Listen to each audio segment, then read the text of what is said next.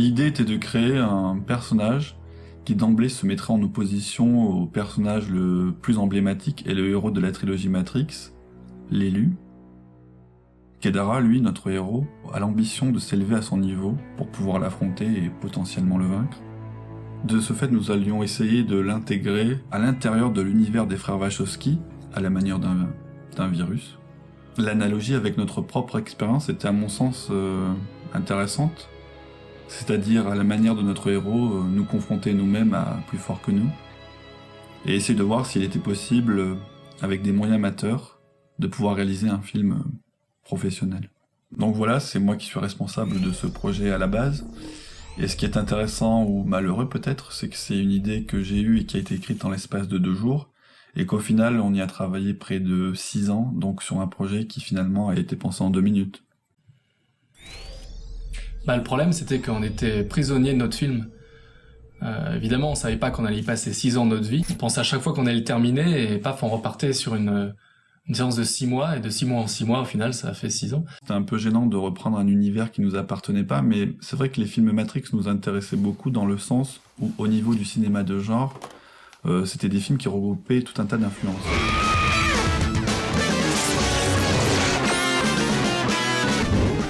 Matrix. C'est un peu la digestion de toute cette culture populaire à travers le manga, à travers le jeu vidéo, à travers la science-fiction, le comic book. Ce que raconte Matrix me semble logique. C'est-à-dire me semble... Parce que le premier est une bonne synthèse de tout un tas d'influences, notamment cinématographiques, mais énormément aussi par rapport à l'animation japonaise et les mangas plus particulièrement. Donc oui, c'est la première fois qu'on voyait des acteurs réels interpréter ce qu'on voyait habituellement dans les dessins animés. Indépendamment de ça, on s'est rendu compte quand on a commencé Kedara que d'autres cinéastes amateurs comme nous s'essayaient à faire aussi des films en reprenant des univers déjà existants. Avec les Fun Films, un ciné low cost mais mouse costaud, c'est Hollywood dans ton garage. On refait le film avec les MacGyver de la pellicule. Donc on connaissait même pas l'existence de ces films, on s'est même rendu compte qu'on faisait partie d'un courant, celui des films de fans. Mais je pense que notre démarche n'a jamais été celle d'un fan, c'est-à-dire que même si on respectait infiniment le travail des frères Wachowski, on aime beaucoup leurs films et tout, mais on a tout de suite essayé de créer notre propre univers et intégrer nos propres personnages.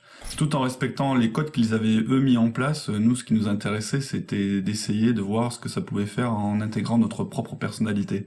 Donc au final je pense que notre film sera identifié comme un vrai film de fan, et on l'accepte bien sûr, mais je pense que ce qui fait un petit peu la différence c'est qu'il n'a pas été réalisé par des fans.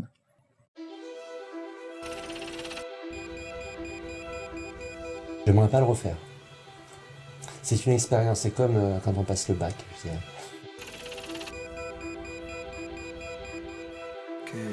C'est une manière très profonde de rencontrer les gens.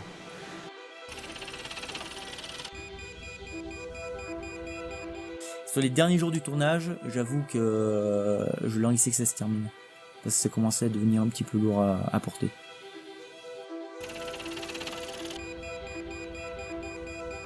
Ouais. C'est vraiment quelque chose qui m'a plu. Je me suis senti vraiment perdu par moments. The one must die. And I'm gonna do it.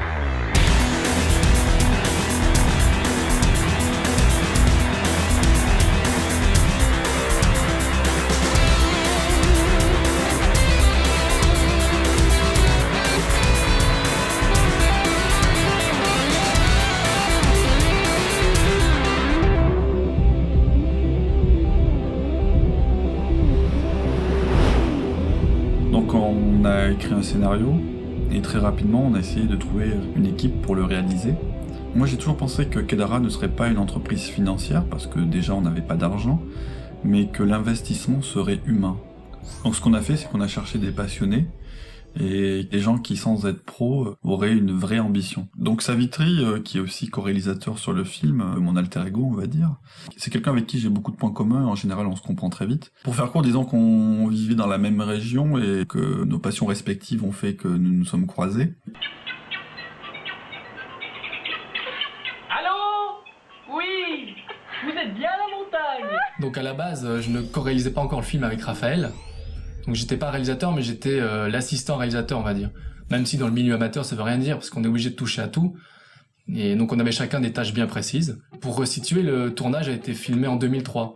Donc à l'époque, Raphaël y réalisait. De plus en plus, vu qu'on avait énormément de retard, au final, j'assistais même plus au tournage. Donc le tournage de 2003 a vraiment été chaotique et n'a laissé vraiment aucune place à la créativité. On a dû faire vraiment tout rapidement, entre le fait qu'il fallait rendre la caméra et la disponibilité des gens. Une fois le tournage fini, avec le recul, on s'est rendu compte que vraiment toute la réalisation n'était pas à la hauteur. Et c'est pour ça que toutes ces années de post-production nous ont permis de upgrader tous les plans. C'est vraiment un autre film parce qu'on a vraiment essayé de tout remodeler, tout refaire. On a tout déconstruit pour reconstruire, on a tout réalisé. Donc j'ai fait ce travail de concert avec Raphaël. Du coup, j'ai participé autant que lui à la réalisation au final.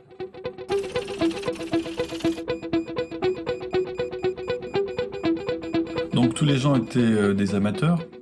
Et l'acteur principal, notamment, c'était mon cousin, Alexandre. C'est un peu propre au film amateur, on prend finalement les gens qui sont un peu autour de nous. Malgré ça, on a essayé quand même de le réfléchir et on a donné à chacun un rôle qui pouvait leur correspondre un minimum, pour qu'ils n'aient pas à justement interpréter au-delà de ce qu'ils étaient capables. Donc voilà, on a vraiment essayé de pas prendre n'importe qui. Et sinon, ça vous intéresserait de jouer dans un film ou pas? Oh, je veux pas m'emmerder, moi je suis à la retraite et je veux vivre tranquille. Ouais, faut que je règle la caméra. Numérique, là. Hein? Numérique, ouais. Regardez l'écran. Bon, c'est bon. C'est un monde que je connaissais pas. Les costumes, le maquillage, l'attente, regarder les autres. Donc c'était très intéressant comme expérience. Ah, pas du tout, non. Pas du tout. Et je m'en suis vraiment aperçu que j'étais pas acteur, quoi. Kedara devait réaliser une performance sportive, donc mon cousin Alexandre devait être à la hauteur de ça, et il devait réaliser une chorégraphie de combat. Ce qui n'était pas gagné d'avance dans le sens où il n'avait jamais fait ce genre de discipline. Mais ça m'intéressait du coup de l'intégrer à l'intérieur de cette idée-là, dans le sens où je savais qu'en aimant le sport, potentiellement, il s'y mettrait à fond et pourrait arriver à un certain niveau. Donc voilà, donc c'était le challenge par rapport à lui. C'est vrai que quand on m'a parlé de ce rôle d'acteur, j'imaginais plus à une prestation physique. Et je me faisais pas vraiment du souci par rapport à ça, et c'est vraiment quand il a fallu que je prenne un autre visage, qu'il a fallu que je joue un rôle, là ça a été beaucoup moins évident, quoi.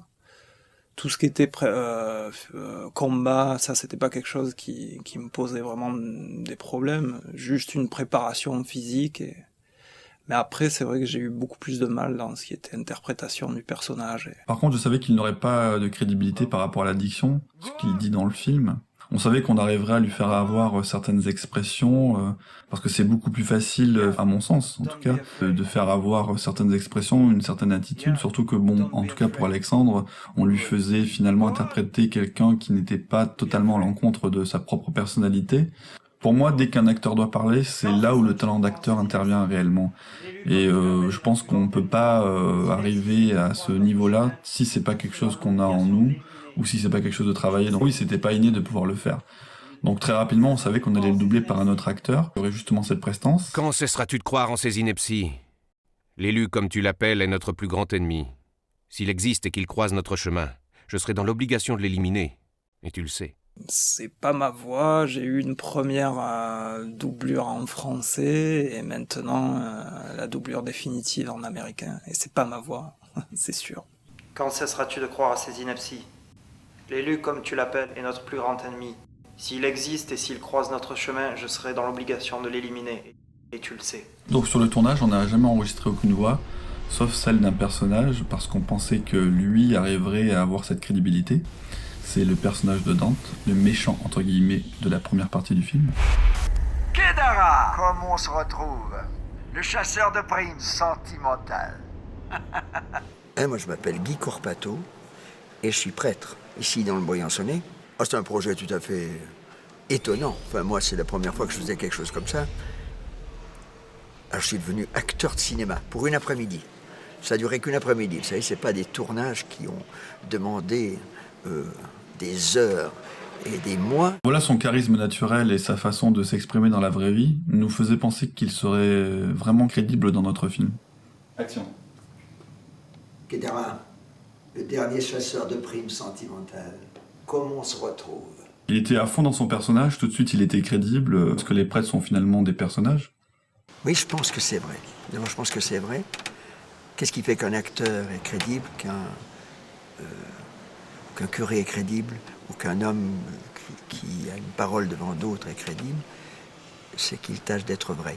La prime pour l'élimination de l'élu, et la doublée. Il avait réussi à avoir tout de suite des nuances, au-delà d'un amateur. Son ton était bon, sa voix était bonne, tout de suite il était juste. Je n'ai jamais été comédien, mais je tiens en très haute estime ce métier.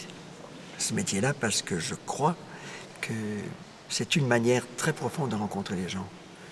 Je trouve que c'est beau de jouer tout à coup un peu à quelqu'un d'autre, de se prêter à quelqu'un d'autre, je trouve ça bien. Ah, il faut pas rigoler quand vous avez le sang après. Ah, c'est vrai, sinon... Est-ce que tu es prêt pour les actions là?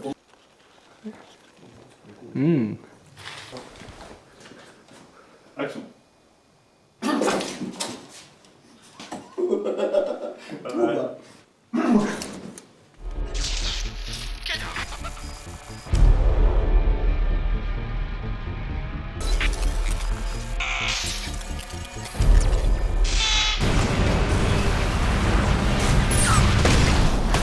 D'abord, c'est vous qui m'avez choisi un rôle de méchant.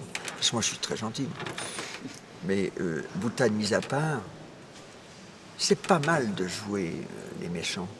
J'ai eu l'occasion, il y a quelques mois, d'entendre un acteur, je ne sais plus qui c'est, Michel Serrault, je crois, qui disait qu'il a joué beaucoup d'hommes méchants dans sa vie de comédien. Moi, c'était la première fois. Il a joué beaucoup d'hommes méchants et ça l'arrangeait un peu parce qu'il estimait qu'après tout, dans tout homme, d'ailleurs on est tous payés pour le savoir, il y a... on est un peu double quand même, un peu opaque. Et d'être un méchant, ça nous rend un peu complices de tant de méchanceté qu'on porte au fond de soi. Voilà.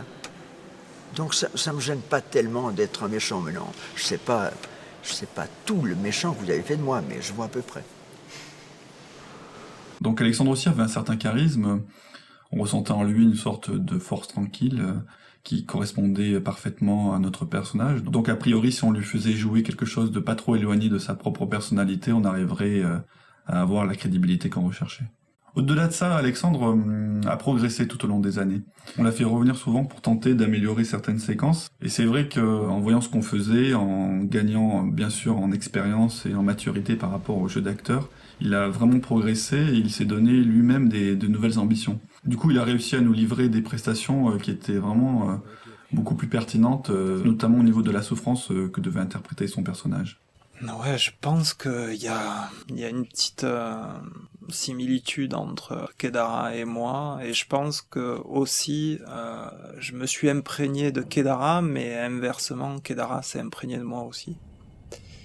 Et c'est vrai que c'est un personnage qui me ressemble, plutôt, je dirais pas introverti, mais plutôt réservé et plutôt sombre comme personnage.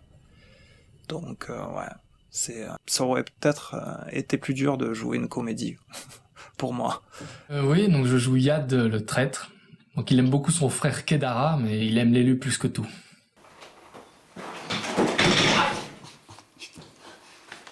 Pourquoi on a donné un rôle à Savitri, qui est aussi le co-réalisateur du film?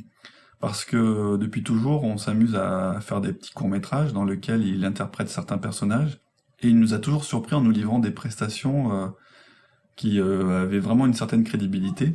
Et souvent, il arrivait à nous faire rire, quoi. On sentait qu'il prenait vraiment du plaisir à interpréter certains rôles. Et on ressentait en lui un certain lâcher-prise. Donc on pensait que, encore une fois, lui aussi pourrait être crédible dans notre film. Donc j'ai été choisi pour le rôle de Yad parce que je contrastais pas mal avec Alexandre, qui joue le rôle de Kedara, qui lui est un personnage plus sombre, plus sérieux. Et donc moi j'ai apporté un côté plus détendu, plus rigolo au final, plus second degré. Donc le personnage de Yad a un peu évolué. Au début il était beaucoup plus maniéré, limite handicapé. On l'a rendu plus humain, plus normal, plus enfant même. Mais il n'en reste pas moins fou et candide. Non. I am the one of humankind. Nous sommes allés faire les voix en Angleterre parce que c'était moins cher pour nous de le faire là-bas. Et ce qu'on recherchait, c'était des acteurs qui étaient vraiment natifs des États-Unis parce que nous voulions absolument un accent américain et pas anglais. L'exercice de style était aussi de faire un film hollywoodien. Donc le fait que nos acteurs parlent américain rentrait complètement dans l'esprit du film. Le peu d'argent qu'on avait, on l'a mis là-dedans parce que voilà, on savait que c'était les choses sur lesquelles très difficilement nous pourrions assurer au niveau amateur. De toute façon, on n'aurait pas pu faire du coup le français et l'anglais, donc il fallait trancher parce que notre budget de toute façon ne nous permettait pas de faire deux voix. Enfin, le fait de redécouvrir le film dans une langue qui n'était pas la nôtre nous a permis aussi de nous détacher de nos personnages et de redécouvrir le film un peu dans ce sens-là. Avec le billet d'avion pour aller en Angleterre, la location d'un studio et 2 acteurs, on en a eu à peu près pour 1 000 €, ce qui était le budget que nous proposaient les studios français pour un acteur. Donc ouais, il n'y avait pas photo quoi. Okay. Shit, the back just dropped off. Alors? Ok, il arrive à faire moins grave? Moins grave? Could you do it less low, maybe a bit higher?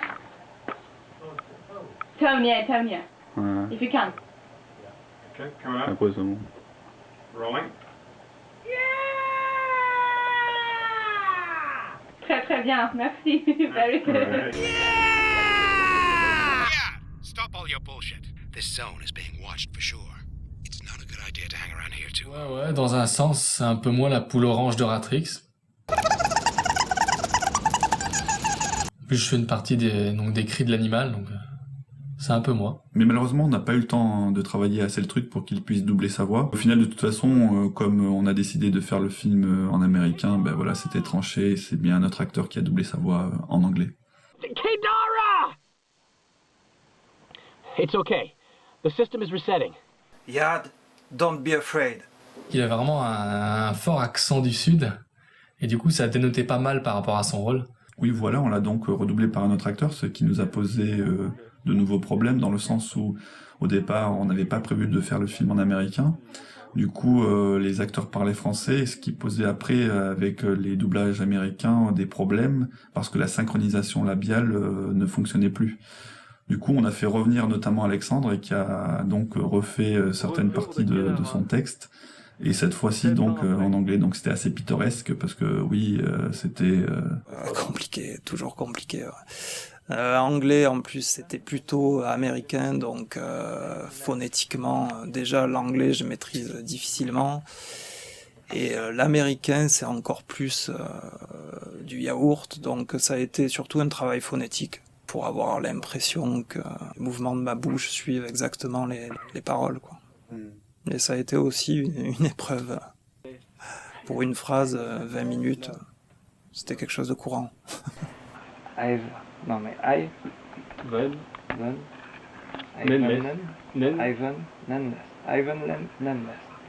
Ivan endless love for mankind because I believe in him. I've an endless love for mankind because I believe in him. On n'aime pas trop faire les choses de cette manière, mais c'est vrai que c'est un peu la philosophie de tout notre film. C'est-à-dire qu'on a toujours essayé de trouver des moyens directs parce que les choses ne se faisaient pas naturellement. Et c'est vrai qu'on pensait un peu nos acteurs comme des effets spéciaux à part entière. Et on a toujours essayé de trouver des astuces pour que nos acteurs, notamment, puissent être crédibles. Par exemple, on avait remarqué qu'Alexandre était meilleur quand il se voyait. Du coup, on lui a fait interpréter certaines de ses séquences devant un miroir. En regardant ses expressions, son regard, il arrivait largement à améliorer son jeu. On a essayé de tout faire pour avoir un rendu vraiment qui fonctionne, malgré qu'à la base, nous avions des gens qui n'étaient pas professionnels. Et bon voilà, c'est encore difficile de dire si on a réussi notre coup, mais en tout cas, pour nous, à un moment, on s'est dit ouais, ça peut fonctionner, un minimum en tout cas. On avait vraiment eu du mal pendant le tournage à obtenir les regards, les expressions qu'on aurait voulu avoir de Kedara. Et donc en post-production, après, on s'est rattrapé sur les rushs en filmant tout un tas d'éléments après sur fond bleu. Donc on a combiné tout un tas d'éléments. On a fait spécialiser du coup le jeu des acteurs pour vraiment obtenir ce qu'on voulait. Nous, ce qu'on aime bien sûr, c'est que les gens nous proposent des choses, qu'ils apportent leur propre énergie. Donc travailler avec des amateurs avait certaines limites dans le sens où c'était un peu difficile parfois pour eux de le faire. Donc quand on est confronté à cette problématique, forcément, c'est à nous de parer à ça et de faire les choses pour eux. Donc oui, c'est forcément limité parce que quand tu fais tout toi-même, ouais, ça a forcément des limites. Mais ce qui était pratique avec moi, c'était qu'on m'avait sous la main. Du coup, dès qu'il y avait un plan à changer, je me tournais vers Raph, il me filmait et il me mettait direct dans le montage. Donc dans le film, il y a des plans qui se côtoient et qui ont 6 ans de différence. Et on aurait aimé faire les choses de manière un peu moins artificielle pour essayer artistiquement d'aller un petit peu plus loin. 65% of our stock is still operational. On the other hand, we didn't get much from the smashed ship. The munitions were half destroyed. Savitri a une cousine américaine et on a eu de la chance parce que quand on faisait les voix, juste à ce moment-là, elle est venue en vacances en France et du coup on a essayé avec elle de faire une petite voix. Et c'était pas gagné d'avance parce que bon, l'intention d'un acteur c'est pas forcément facile, mais elle a été super. Elle a tout de suite eu la prestance qu'on désirait. At your orders.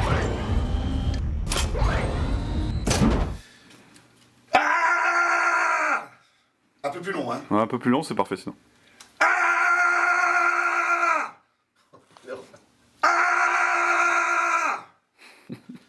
On va s'en servir pour d'autres choses. Bah mais c'est nickel. Non, franchement, je pense que ça va marcher. Bon, vous voulez... Non, c'est parfait. Non, mais voilà, c'est simple, mais vous l'avez bien fait. Vous avez progressé tout au long de la séance, donc voilà. Vous pouvez faire des castings maintenant. non, mais je veux faire honneur à votre truc, quoi. Non, bah vous faites partie, à mon avis, de l'expérience qu'elle a. Je filme. On est toujours surpris comme d'écouter sa voix pour la première fois, de se voir pour la première fois. Et je pense que ça va me faire du bien. Ça me fait du bien de me voir. Du coup, je me surprends. J'ai l'impression de voir quelqu'un d'autre, alors que c'est moi. Je comprends quand les acteurs disent qu'ils veulent pas voir leur film, en fait. Parce que tu vois pas quelqu'un d'autre, tu te vois toi. Alors moi, je pense que si c'est vraiment très très bien joué, les acteurs professionnels doivent ressentir ça, où ils atteignent l'état de grâce, en fait, où là, ils transcendent leur rôle et ils deviennent quelqu'un d'autre. C'est le but, qu'on demande aux acteurs, d'être quelqu'un d'autre. Mais moi, bon, en amateur, pour la première fois, forcément, tu es toujours un peu déçu quand tu vois ça. Mais c'est amusant, c'est un jeu, c'était pour s'amuser.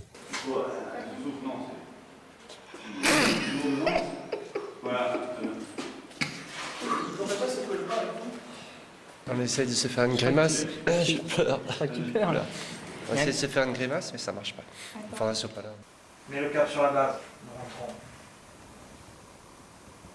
C'est pas lui qui pourra remédier à ton infirmité. Ce n'est pas lui qui pourra remédier à ton infirmité. Tu vois, petit frère, chacun de nous porte en lui le démon qui nous gâche la vie. Tu vois, petit frère, chacun de nous porte en lui un démon. Ruins his life. The worst thing would be not to realize it. Or even worse, be cowardly to accept it and remain a slave, lobotomized by this shitty artificial intelligence. Je vous ai d'ailleurs fait une confiance extraordinaire parce que je savais pas ce que vous feriez. Je sais qu'avec le cinéma aujourd'hui, vous pouvez me peindre les cheveux en vert, vous pouvez me faire faire n'importe quoi. Je savais que qu'est-ce que je devrais faire déjà? Je pilotais une navette. Je pensais qu'on monterait au moins un peu dans le ciel avec un petit avion. Pas du tout. Sur une chaise d'écolier, c'est dans une cave.